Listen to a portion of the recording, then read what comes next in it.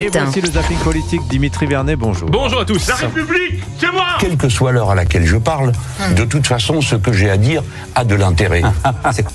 Allez-y. Après quelques semaines d'absence dans les médias, Jean-Luc Mélenchon faisait son grand retour hier au micro de France Inter. C'est la nouvelle mode des journalistes. Vous dites ceci, vous dites cela. Contentez-vous de ce que je dis, parce qu'à mon avis, je sais parler tout seul et j'ai pas besoin de vous pour me faire comprendre. Donc, je demande qu'on comprenne ce que je suis en train de dire. Vous, les aigles de plateau. Contentons-nous d'écouter alors. Voici la réponse du gourou insoumis à l'affiche de la honte publiée par son parti, caricaturant avec des stéréotypes antisémites Cyril Hanouna. Je ne l'ai pas vu. Maintenant, moi, ce que je dis à mes camarades, il va falloir vérifier tout le temps la religion des gens qu'on caricature.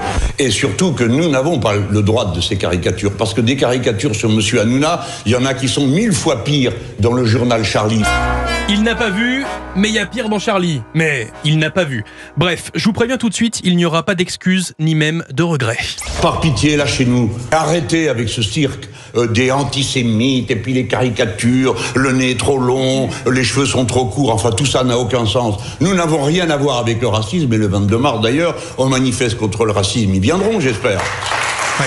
Clou du spectacle, les applaudissements du public de France Inter. La Russie est devenue, au moment où je vous parle et pour les années à venir, une menace pour la France et pour l'Europe.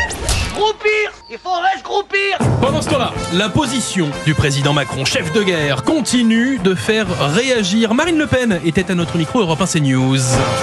J'ai entendu Emmanuel Macron 20h, j'avais le sentiment qu'il allait déclarer la guerre. C'était un discours qui était un discours guerrier.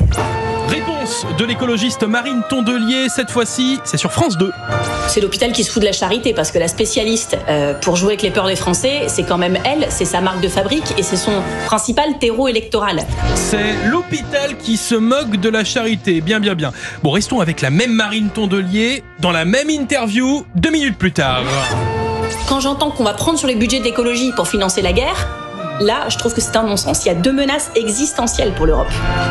Il y a la guerre et il y a le fait que la planète, peut-être, d'ici la fin du siècle, ne sera plus habitable. C'est l'hôpital qui se fout de la charité. Eh oui, tout le monde en a marre des leçons de morale des écologistes. Preuve avec cet échange tendu entre Sandrine Rousseau et le producteur Dominique Besnéard. C'est à l'Assemblée nationale.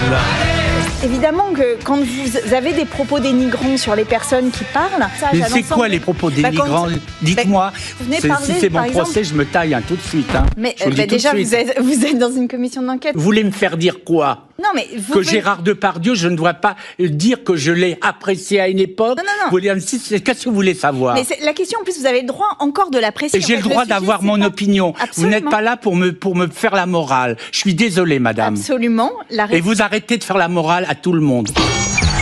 Et si vous ne comprenez rien, mais alors rien de cette gauche, attendez, puisqu'Anne Hidalgo vous explique tout sur Public Sénat.